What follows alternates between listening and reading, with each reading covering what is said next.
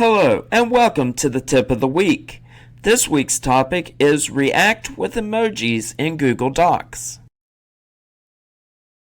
Sometimes in an informal document, we want to indicate our mood or reaction by inserting a small graphic called an emoji. In Google Docs, you can use the emoji reaction tool to do this. Let's look at how to use the emoji reaction tool.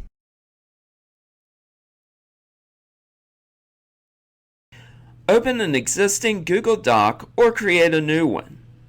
I will be using an existing document that I created. Put the cursor at the end of the sentence where you want the emoji to be. In the menu at the top, click Insert and then Emoji Reaction. In the dialog box that appears, click on the emoji of a smiley face you want to use.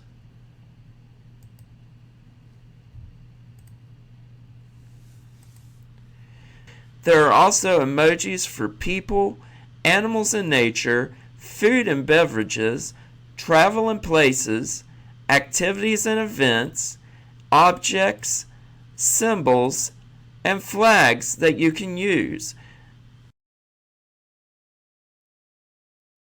Do you have questions about using Google Workspace? There are several resources available. The links and contact information are listed here.